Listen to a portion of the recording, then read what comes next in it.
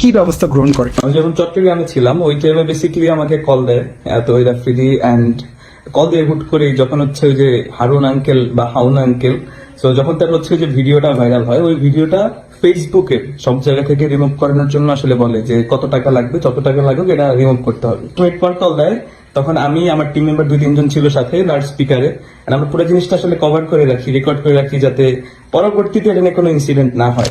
হ্যাঁ ভাই, কথা বললাম, ওরা বললো যে ভাই এটা এটা পসিবল হবে না, কারণ হচ্ছে অনেক জায়গায় চলে গেছে, তো অনেকে রাইট ম্যানেজারে আছে, তো এতগুলো ভিডিও আসলে এগুলো এভাবে রিমুভ করতে পারবে না।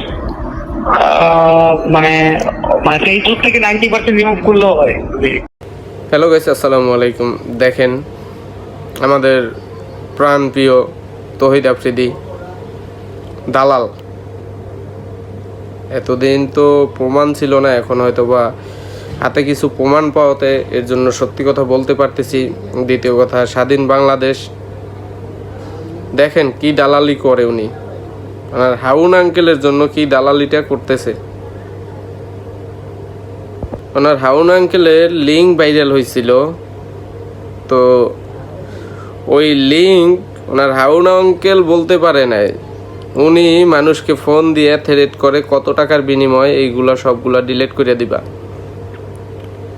তো তুমি যে সাধু কাঠের চশমা পরে ঘুরতা, এটা আমরা হয়তো বা বুঝতে পারি নাই, সাধারণ পাবলিক বুঝে নাই যে তোমার নাটক, তুমি একজন ফরাজ করিম, একজন তোমরা তো বিকাশ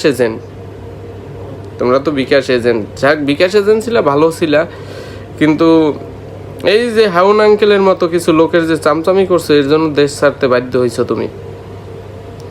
স্বপনের কান্নাগুলো এখনো মনে হয়। তুমি কোন হিসাবে হাউন আঙ্কেলের জন্য ওনার ভিডিও লিঙ্কগুলো ডিলিট করার জন্য রিকোয়েস্ট করছো মানুষে? কেন? তোমার স্বার্থ কি? তোমার স্বার্থ এইটাই ছিল, তুমি তোমার হাউন আঙ্কেলরে দিয়ে মানুষকে টর্চার করতা, ব্ল্যাকমেল করতা, স্বপনের মতো অসহায় নিরীহ লোকজনের উপরে অত্যাচার করতা। কেন তোমার টিভি চ্যানেল ভাঙছে কেন? যমুনা টিভি তো ভাঙে নাই, অনেক টিভি চ্যানেল তো ভাঙে নাই। তোমরা যে চামচামি করছো, দালালি করছো, দালালির ফলগুলো পাইছো।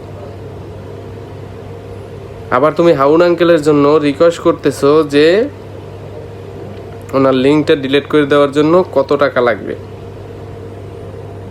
এখন তুমি লাস্টে নিজেই দেশ ছাড়তে বাধ্য হয়েছো ভাইয়া। পাপ বাপেরও ছাড়ে না। তোমার বাপ যদি ভালো থাকতো, সৎ থাকতো, তাইলে তোমার মাই টিভির উপরে কেউ হাত দিত না। তোমরা অসৎ ছিলা, চোর ছিলা, এর জন্য তোমাদের জিনিস মানুষ নষ্ট করতে বাধ্য হয়েছে।